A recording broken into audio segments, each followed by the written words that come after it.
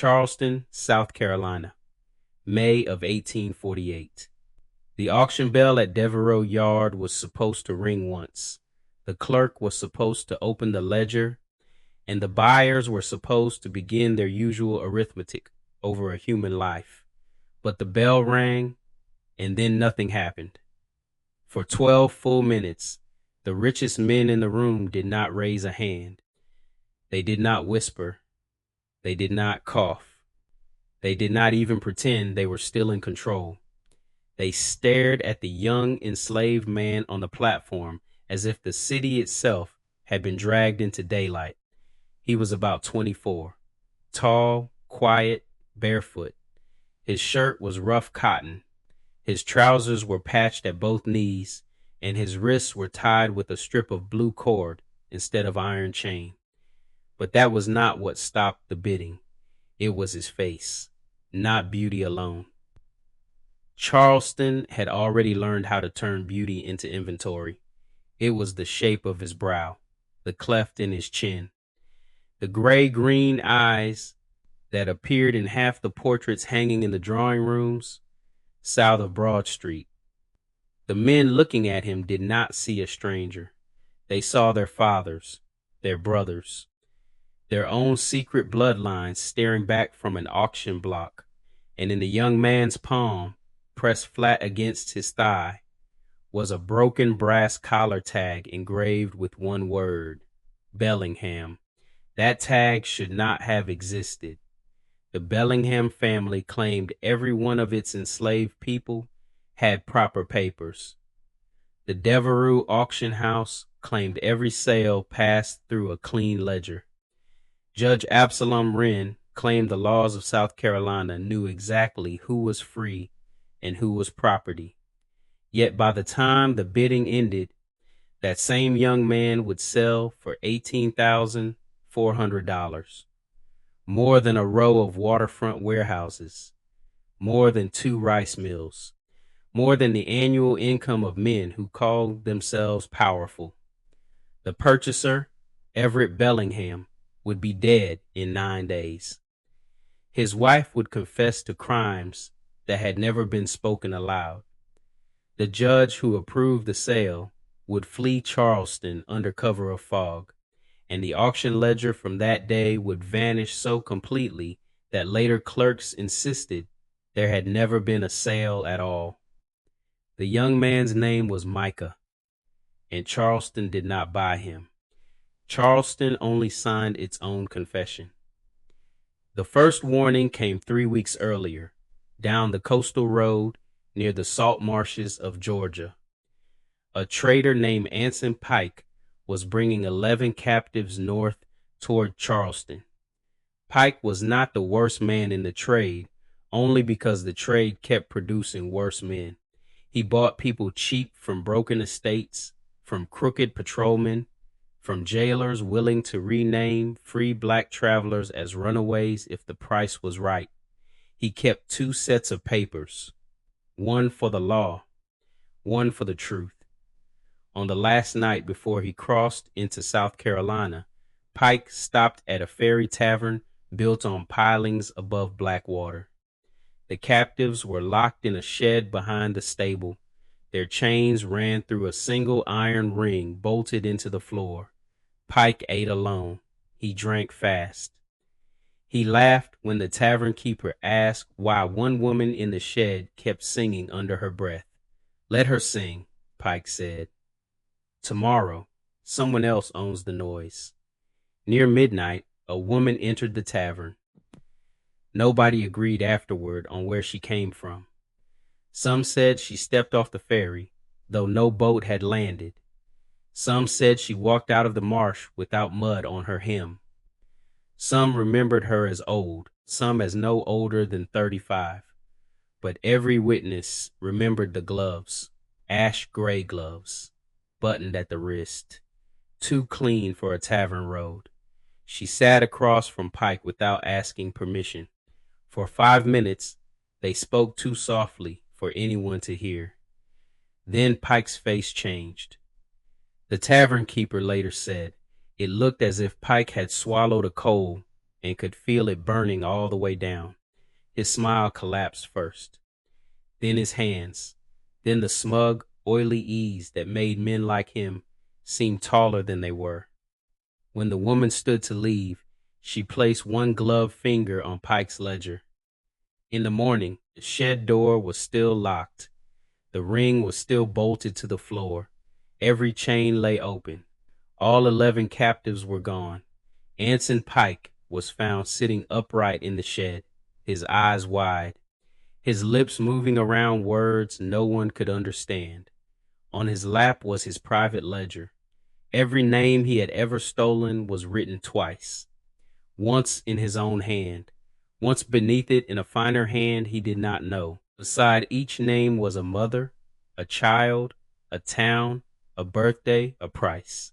The law had reduced them to entries. Someone had restored them to people. Pike never traded again. He never spoke plainly again. For the rest of his life, whenever someone brought him paper, he screamed until they took it away. Charleston heard the rumor and laughed at it. Traders always had stories. Roads were full of fever, liquor, superstition, and men who went mad from the company they kept. Then Micah walked into Devereaux yard. He came through the front door just after dawn.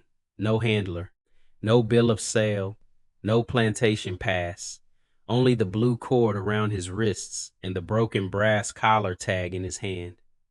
Silas Devereaux, senior auctioneer, had spent 30 years converting bodies into numbers. He could estimate field strength from shoulder width, house value from posture, age from teeth, hands, scars, and the way fear moved behind the eyes. But when Micah crossed the threshold, Devereaux forgot to calculate. The young man did not plead. He did not run. He stood in the center of the receiving room with the stillness of someone who had chosen the hour of his own arrival. "Who brought you here?" Devereaux asked. "No one," Micah said. "Who owns you?" Micah lifted the collar tag. Devereaux read the name and felt the room tilt. Bellingham. The tag was old, older than Micah. Its edges were worn smooth by years of skin and rope. "Where did you get this?" "It was around my mother's neck when they sold her." Devereaux looked toward the front windows, as if the street itself might have heard. "What was her name?" "Miriam Ward." The name meant nothing to most men. To Devereaux, it meant trouble. A free black seamstress named Miriam Ward had disappeared from Philadelphia in 1832. There had been notices, petitions, letters from northern lawyers. A brother who came south asking questions until someone found him beaten in an alley near the docks. The case had irritated Charleston for a season, then vanished into the convenient fog that swallowed anything wealthy men did not want found. Devereaux had been a young clerk then. He remembered the shipment. He remembered the papers being changed. He remembered the Bellingham seal pressed into red wax. And now the son of that vanished woman was standing in his auction house. Devereaux should have called the constable. He should have turned Micah over as an undocumented person and let the courts bury the problem. Instead, he looked again at Micah's face, the symmetry, the strange inherited likeness, the unmistakable Bellingham chin on a body the law insisted could be owned. And the auctioneer did what men like him always did when conscience and profit met in the same room. He chose profit, then called it procedure. By noon, he had forged a bill of sale. By evening, he had entered Micah under a false estate lot from St. Helena Parish. By the following morning, private word had traveled through Charleston faster than fire through dry cane. An extraordinary young man was to be sold at Devereaux Yard. No ordinary field hand, no ordinary servant. A young man whose face made old families lower their voices. A young man marked with a Bellingham tag. a young man who might be proof of something the city had spent 16 years denying. Everett Bellingham heard the whisper at his club. He was 38, polished, indebted, and terrified of becoming ordinary. His family's rice plantations had once made people step aside when the name was spoken. But salt water had ruined 2 fields. A failed canal investment had eaten his cash. Creditors smiled at him in public and circled him in private. Everett still dressed like a man who owned the future. In truth, he owned more debt than land. His wife, Adelaide, understood this better than he did. She kept the household accounts. She knew which silver had already been pledged. She knew which rooms were closed to save candles. She knew Everett's pride would burn the house down before it admitted the roof was leaking. When he told her about Micah, she did not ask whether they could afford him. She asked what the young man looked like. Everett described the eyes, the chin, the collar tag. Adelaide sat very still, because Adelaide had grown up hearing the ward name in whispers. Her father had been a lawyer. Her father's desk had contained letters from Philadelphia, letters asking about a free woman taken south, a woman last seen in the company of men connected to the Bellingham estate. Adelaide had burned those letters after her father died. She had told herself the past was past. Now the past had grown into a young man with her husband's family name in brass. "What do you want him for?" she asked. Everett laughed once, too sharply. "Want? I want to control the story before someone else does. If that tag is real, if there is any old scandal attached to him, then he belongs under our roof. Better in our possession than in someone else's mouth." There it was. Not desire, not even vanity, containment. Everett believed a man could purchase evidence and make it obedient. He was not alone. Judge Absalom Wren also heard the rumor. The judge had ruled in dozens of freedom petitions. He had a talent for turning missing documents into permanent bondage. He called it respect for property. He called it legal order. Privately, he owned shares in the very auction house whose cases later crossed his bench. Micah's arrival threatened more than the Bellingham name. It threatened the machinery that allowed free people to be kidnapped, renamed, documented, sold, and then declared property by courts pretending not to know what had happened. A banker named Caleb Rusk heard the rumor too. Rusk held mortgages against half the Rice families in the Low Country. He did not care who Micah was. He cared what panic did to debt. If old kidnapping cases reopened, if enslaved people on major estates proved to have been born free, collateral would collapse. Loans would spoil. Titles would rot. So Rusk decided Micah must disappear into ownership quickly. A visible sale would make him property. Property would make questions harder. Questions made men like Caleb Rusk's poor. By the morning of the auction, Devereux Yard had become more courtroom than market. Lawyers arrived with sealed envelopes. Planters arrived with bank drafts. Clerks whispered over ledgers that had been altered too many times to lie smoothly. And in a second-floor room above the yard, Micah waited on a wooden bench with the brass tag in his palm. Silas Devereux came to see him before the sale. The auctioneer looked older than he had 3 days before. "You understand," Devereux said, "that once the hammer falls, whatever you think you are becomes irrelevant." Micah looked at him. "What I am has never depended on your hammer." Devereux's mouth tightened. "You walked into my house with no papers. You gave me a tag that could ruin families. You speak like a free man, but you let yourselves be entered for sale. Why?" Micah closed his fingers around the brass. "Because Charleston, only believes what it pays for. Devereaux felt the words settle into him like cold water. What do you mean? You turn people into prices. Today, the price will speak back. For the first time in 30 years, Silas Devereaux considered canceling an auction. Then he thought of the buyers already downstairs, the threats hidden inside their polite notes, the percentage his house would earn, the old documents locked in his office. And again, conscience met profit. Again, profit won. At 2 o'clock, Micah stepped onto the platform. The room changed before anyone spoke. Men who had inspected thousands of enslaved people suddenly forgot how to look without being seen. Everett Bellingham's face emptied. Adelaide's hand tightened around her fan until the ribs cracked.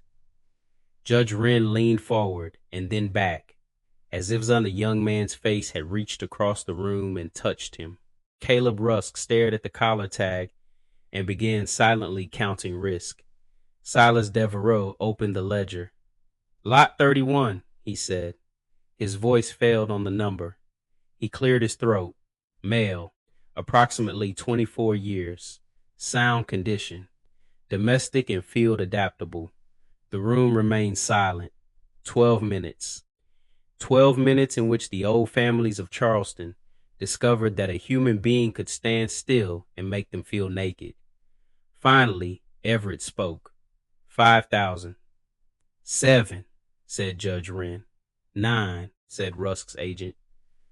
11, Everett said. The bidding climbed too quickly for reason. It was no longer a market. It was a fight over custody of a secret. 12,000. 14. 16. At 17,000, Judge Wren stopped pretending his interest was legal. He looked at Micah the way a man looks at a document he intends to burn. 17,500, he said.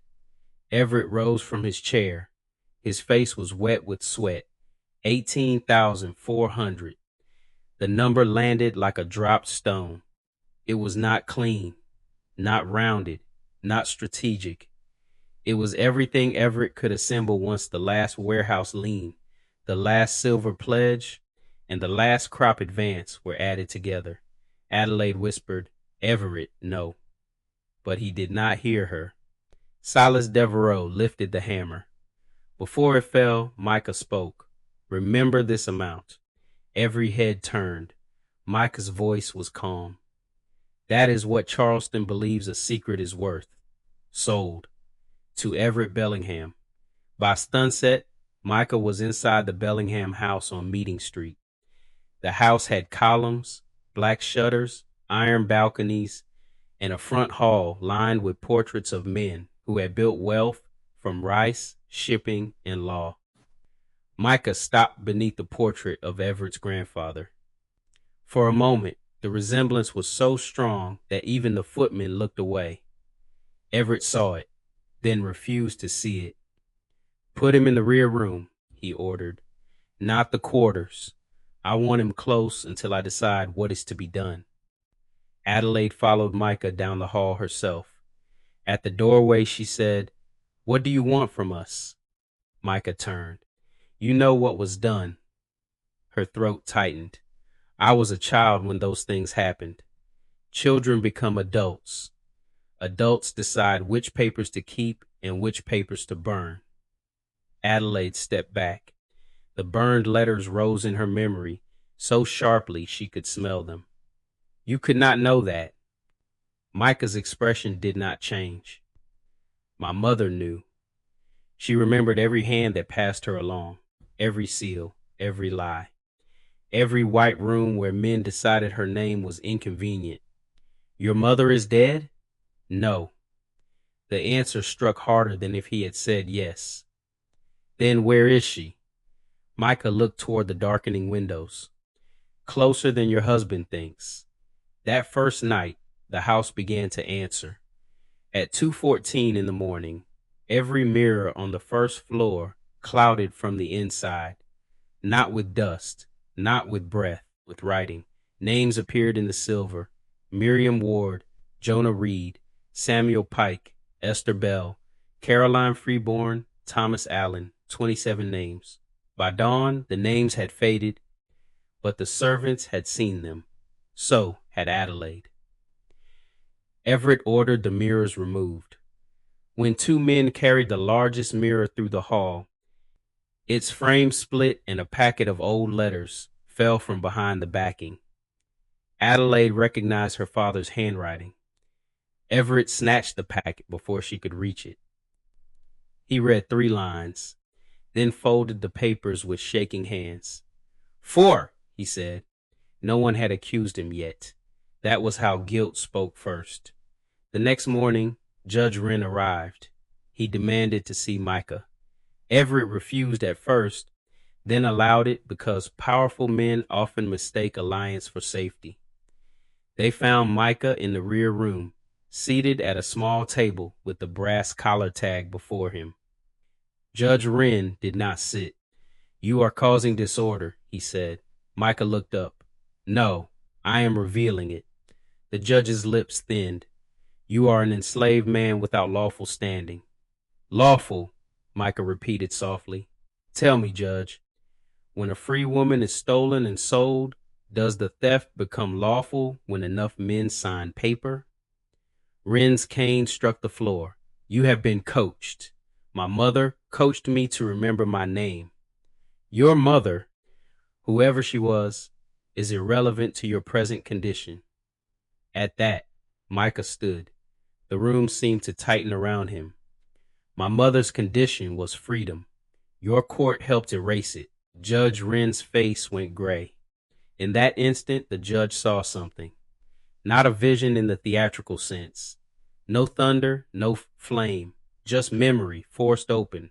A petition on his desk, a northern affidavit, a witness statement he had ignored, a private payment from Devereux Yard, the scratch of his own pen declaring that no sufficient proof of freedom existed.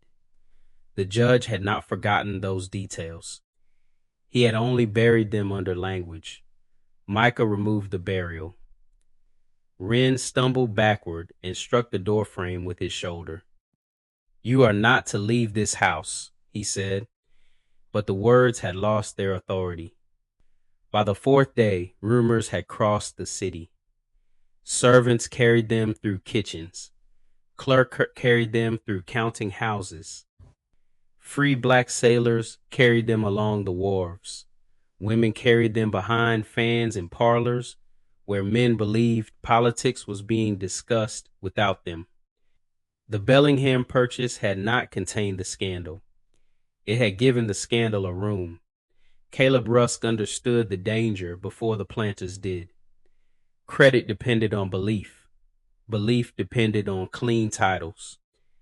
Clean titles depended on nobody asking how many enslaved people in Charleston had entered the system through kidnapping, forged bills, or court rulings designed to protect buyers. So Rusk visited Silas Devereux with a proposal.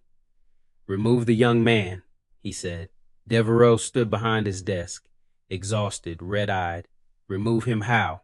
"I do not care. Sell him inland. Put him on a vessel. Arrange an accident. The cost is smaller than the collapse he invites." Devereux looked at the auction ledger locked in his cabinet. "That sale is complete." Rusk laughed without humor. "Do not become sentimental now, Silas. Your whole profession is correcting reality to suit signatures." Before Devereux could answer, the office door opened. A woman in ash-gray gloves stepped inside. Neither man had heard footsteps. Her veil was dark. Her dress was plain black. The gloves were the color of cold ash. Devereux knew her before she spoke, not by face, by consequence. Anson Pike, the open chains, the names in the ledger. Miriam Ward removed her veil. She was older than the vanished Philadelphia notices. Harder, thinner, but her eyes were the same gray-green light that made Micah impossible to dismiss. "My son is not yours to remove," she said. Rusk recovered first. "Madam, you are trespassing." Miriam turned to him. Yes, I learned that word from men who trespassed against my body, my name, my freedom, and then called the documents clean. Rusk reached for the bell cord beside Devereaux's desk. Miriam placed one gloved hand on the ledger cabinet. "Ring it," she said. "Bring witnesses." He did not move, because behind her, in the open doorway, stood two free black dock workers, a white printer's apprentice, and an elderly woman who had cooked in the Wren household for 20 years. Not a mob, not an army, a network. Miriam had not come to Charleston as a ghost. She had come prepared. For 16 years, she had followed the paper trail of her own erasure. Plantation inventories, jail receipts, court petitions, auction notices, bills of sale with names crossed out and replaced. She had learned the system by surviving it. Then she had taught the system to fear being read. "You think Micah is the weapon," she told Devereaux. "He is the mirror. The weapon is what you wrote down when you believed no one human would ever get to read it." That night, copies began to appear. A list of stolen names nailed to a post near the market. A judge's payment record folded into the prayer book at St. Michael's. A bill of sale with altered ink left on the steps of a newspaper office. A letter from Philadelphia delivered to Adelaide Bellingham by a child who vanished before anyone could ask who sent him. Charleston had always believed paper protected power. Now paper was turning against it. Everett Bellingham began to unravel on the 6th day. He stopped leaving the house. He stopped opening curtains. He ordered Micah moved from the rear room to the locked study, then spent hours outside the door as if guarding a fire he had started himself. At night, he heard names. Not voices exactly, names. They came from the walls, from the stairwell, from the closed mouths of portraits. Miriam Ward, Jonah Reed, Esther Bell, Caroline Freeborn. Names that had passed through Bellingham hands and emerged as property. Adelaide found him at dawn, sitting barefoot on the study floor, surrounded by old documents. His hair was damp. His fingers were black with ink. "I thought I could own the proof," he whispered. She said nothing. "I thought if he was mine, the story was mine." Micah stood by the window, looking out at a city just beginning to wake. Everett turned to him. "What are you?" Micah answered without anger. "A son." The simplicity ruined him. Not curse, not demon, not marvel, not property with a price attached. A son. Everett looked back at the papers and understood, finally, what every ledger had worked so hard to hide. Every entry had a mother. Every lot had a childhood. Every sale had a before. And every man who pretended otherwise had built his life on a lie so large that truth felt like death when it arrived. On the 9th morning, Everett Bellingham was found in the portrait hall. No blood, no wound, no sign of struggle. He sat beneath his grandfather's painted face, with the broken brass collar tag open in his hand. The doctor called it failure of the heart. The servants called it accounting. By noon, Micah was gone. The study window was locked from the inside. The rear gate had not opened. No carriage had been seen leaving. Only the mirrors remained. Every one of them, even the small shaving glass in Everett's dressing room, had cleared. In each, for a few seconds before the silver darkened again, witnesses claimed they saw not their own faces, but a road full of people walking north. Everett's death did not end the matter. It widened it. Adelaide Bellingham did what no one expected. She wrote. She wrote for 2 days without receiving visitors. She named the letters she had burned. She named the seal on Miriam Ward's altered papers. She named the enslaved people on Bellingham land whose origins had never been lawfully proven. She named Judge Wren. She named Devereux Yard. She named the banks that accepted human beings as collateral while refusing to ask how that collateral had been obtained. Her sister begged her to stop. "You will destroy us," she said. Adelaide looked up from the desk. "No, we were already destroyed. This only stops calling it respectability." The confession left the house in 3 copies. One went to a Northern abolitionist paper, one to a federal attorney, one to a Charleston printer who had spent years pretending he did not know which notices were lies. Within 48 hours, the city was no longer whispering. It was dividing. Some called Adelaide hysterical. Some called her wicked. Some called her a traitor to her class. But others quietly began checking old papers. Free black families searched for missing kin. Enslaved people repeated names across fences and wash yards. Clerks remembered entries they had been ordered to recopy. Widows opened boxes that had not been touched since their husbands died. Truth did not arrive all at once. It arrived like water under a door. Judge Wren tried to stop it with law. He issued warrants for Micah. He accused Miriam Ward of conspiracy. He threatened printers, dock workers, churchmen, and any free black person found carrying papers after dark. A reward of $3,000 was posted for Micah's capture. The notice described him as dangerous. That word told Charleston more than the notice intended. Micah had carried no weapon. He had attacked no one. He had only stood in rooms and made powerful men remember what they had done. If that was dangerous, then the city had confessed what it feared.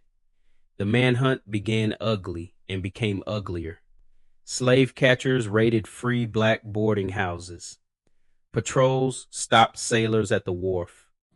Women were dragged from doorways and asked for passes they had never needed before. Children watched their fathers beaten for answering too slowly. But every act of terror produced another witness. Every witness produced another story. Every story led to another document. Miriam's network understood what Judge Wren did not. Violence was the system speaking plainly. For years, slavery's defenders had wrapped brutality in manners, statute books, sermons, and clean white gloves.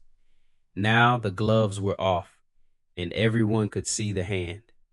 On the 17th day after the auction, Micah appeared in Judge Wren's courtroom. A woman named Ruth Ann Bell stood accused of aiding her husband's escape. She was pregnant. Her wrists were chained. The charge against her depended on testimony from a patrolman who had been paid by the same trader who bought her husband. Judge Wren had already decided the sentence before the hearing began. Then the back door opened. Micah walked in and sat in the last row. No disguise, no weapon, no fear. The courtroom froze exactly as the auction room had frozen. Judge Wren saw him and lost his place in the sentence. The patrolman cursed. 2 constables moved toward the back row. Micah stood. "Before you sentence Ruth Ann Bell," he said, "ask Judge Wren what happened to her mother." The judge slammed his hand on the bench. "Seize him," Micah continued. "Ask why a free woman named Esther Bell disappeared after filing a petition in this court in 1837. Ask why the petition was marked insufficient after Judge Wren met privately with Devereux Yard. Ask why Esther's daughter is standing here in chains when this court once held proof she was born free." The room erupted. Ruth Ann looked at the judge. For the first time, not with fear, with recognition. The constables grabbed Micah's arms. At the courtroom door, Miriam Ward appeared. Ash gray gloves, black veil, back straight as a verdict. She did not shout. She raised one hand. Every lamp in the courtroom went out. Not blown out, not dimmed. Out. For 3 seconds, the room existed in total darkness. Then something metal struck the floor, once, twice, a dozen times. When the lamps flared again, Ruth Ann's chains lay open at her feet. So did the shackles on two men waiting in the side room. So did the iron collar stored beside the marshal's desk. Micah was gone. Miriam was gone. Ruth Ann Bell walked out of the courtroom while 40 people watched, and not one moved to stop her. Judge Wren remained behind the bench, staring at his own hands. He had spent a lifetime making chains sound like law. Now law had heard itself break. After that, Charleston could not return to its old shape. The auction houses stayed open, but buyers hesitated. Every undocumented sale felt risky. Every old bill of sale looked less like proof and more like evidence. Caleb Rusk's bank faced runs from planters, terrified that human collateral might be challenged. 2 Rice families quietly moved assets out of the state. One trader disappeared after his private ledger was printed in full across a single scandal sheet titled Names Under the Ink. Silas Devereaux tried to defend himself in public.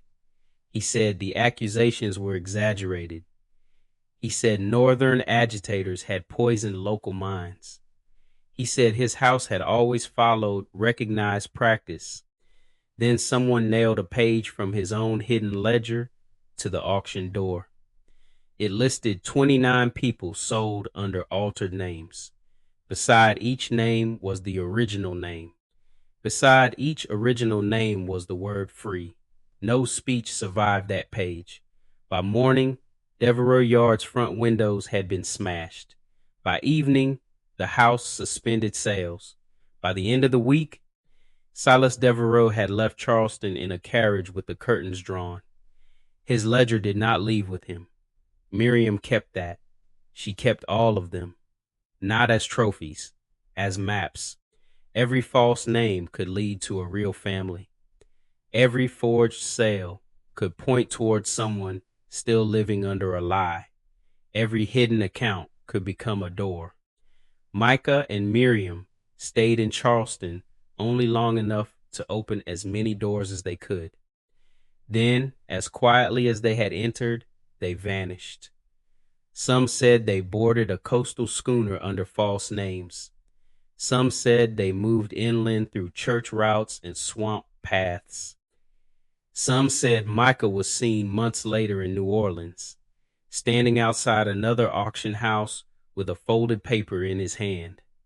Some said Miriam died on the road and Micah continued alone. Nobody proved any of it. That uncertainty became part of the legend. The people who hated them called them criminals. The people who feared them called them haints. The people who loved them called them proof. Proof that the system could be read. Proof that paper could be turned around. Proof that the same ledgers used to erase people could be forced to remember them.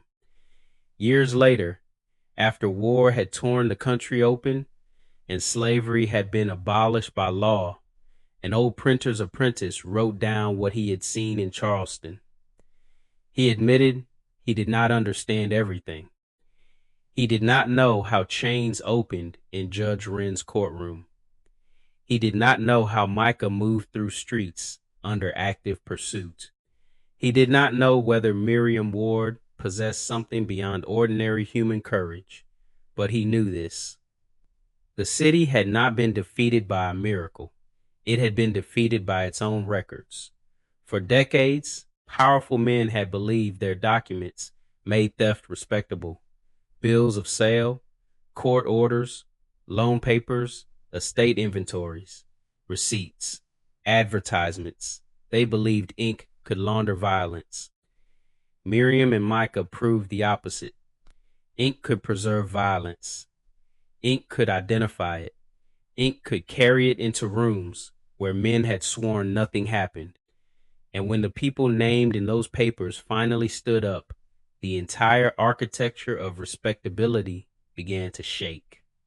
That is why the sale of Micah mattered. Not because one young man sold for an impossible price. Not because wealthy men lost fortunes. Not because a judge fled or an auction house closed. It mattered because for one season in Charleston, the machinery of slavery was made visible to the very people who depended on not seeing it. The buyers thought they were bidding on a body. They were bidding on a mirror. The auctioneer thought he was writing another lot number. He was writing an indictment. Everett Bellingham thought he could purchase a secret. He purchased the moment the secret learned to speak. And Micah, standing barefoot on that platform with a broken brass tag in his hand, did what no ledger was ever meant to do. He looked back. The city tried to turn him into a line of ink. He turned the ink into names. And once those names were spoken, no hammer in Charleston could make them silent again.